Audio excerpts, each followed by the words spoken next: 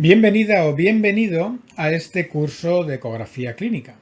En este apartado vamos a hablar de los artefactos que produce el ultrasonido con determinadas estructuras del cuerpo del paciente.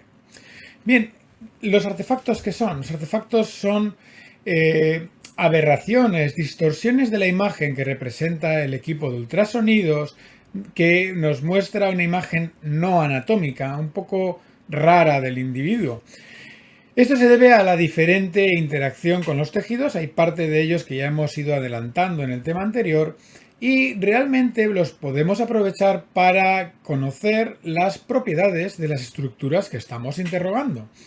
Esto es porque cada estructura, por las propiedades, la densidad, la impedancia acústica que tienen, va a producir una imagen diferente. Bien, vamos a sistematizarlos por un poco el mecanismo y vamos a empezar hablando de artefactos que se producen por una reflexión inapropiadamente alta del ultrasonido.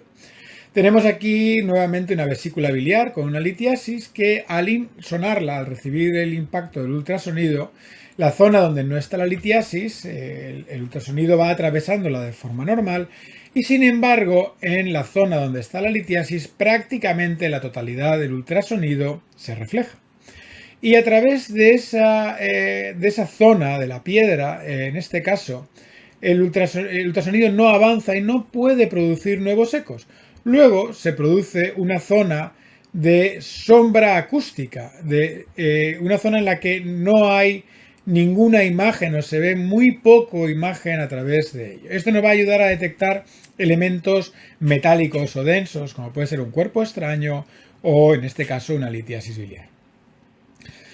Bien, el segundo artefacto es por una reflexión prácticamente nula. Es decir, cuando el ultrasonido atraviesa un medio líquido, como hemos visto en el capítulo anterior, el ultrasonido no tiene ninguna dificultad de paso. Es decir, es un medio muy homogéneo, es un medio que no genera interfaces y llega a las zonas distales de ese medio líquido con mucha energía. Luego, los ecos que produce las estructuras que están por detrás de ese medio líquido van a producir un eco de una intensidad anormalmente mayor por esa ausencia de dispersión o ausencia de absorción o disminución de la intensidad a través del paso del medio líquido. Luego aquí tenéis una vejiga en la que el interior se ve anecogénico como medio líquido que es, y la zona más profunda de la vejiga podéis observar que es más hiperecogénica que el parénquima, que las zonas que están a los laterales. Sin embargo, las estructuras tienen la misma densidad. Esta zona inferior de refuerzo posterior es otro artefacto que nos va a ayudar a distinguir estructuras que sean de naturaleza líquida, como quistes, vasos, colecciones y demás. Bien, los artefactos por reverberación ocurren cuando el ultrasonido impacta de forma perpendicular estructuras o interfaces con una diferencia extrema de impedancias acústicas, como por ejemplo puede ser la pleura, una zona muy fina, muy densa, en la que detrás de ella existe el aire, una zona muy poco densa, con una impedancia acústica muy diferente. Esto hace que el sonido vaya rebotando y vaya hacia el transductor, pero también vuelva a dirigirse hacia la zona de la interfase. Y se representa como una fotocopia, como un calco de esa estructura que estamos viendo a distancias iguales, que son la distancia desde el transductor hasta esa interfase extrema.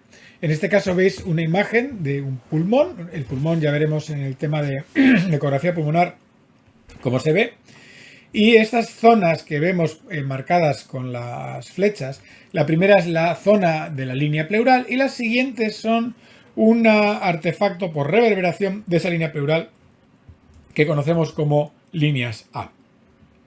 Bien, el artefacto por reverberación y refracción puede ocurrir cuando esa estructura, esa interfase finita y muy extrema, es redundante, como puede ocurrir, por ejemplo, con una aguja de punción en la que el sonido impacta la aguja, produce una reflexión.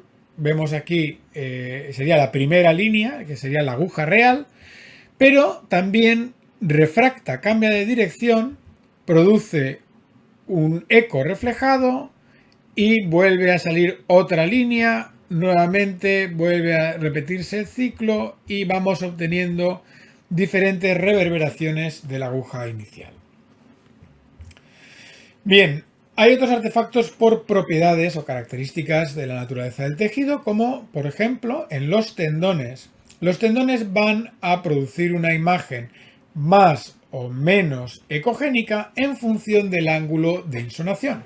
Aquí veis un tendón de mi hombro en el que se aprecia cómo la misma estructura tubular tiene diferentes ecogenicidades en función de de cuál es el ángulo en el que el ultrasonido está impactando. A esta propiedad se llama anisotropía y generalmente nos va a ayudar a detectar los tendones donde están en el cuerpo del paciente. Bien, otros artefactos de cómo se obtiene la imagen vienen dados por esa naturaleza del haz de ultrasonidos, que son un conjunto de haces tridimensional con una distribución como en reloj de arena, como podéis ver en la imagen. En acceso vascular, por ejemplo, a veces ese espesor de ese conjunto de haces de ultrasonidos puede hacer que en una zona de interfase entre una zona un poco más dilatada de una vena pueda representársenos como un calco de todas las diferentes zonas de ese espesor de conjunto de haces. Y veríamos en este caso la aguja metida dentro de la vena cuando realmente está un poquito por detrás de esa dilatación. Otro artefacto puede ser por esa misma construcción en diferentes haces, en múltiples direcciones, como hemos visto antes.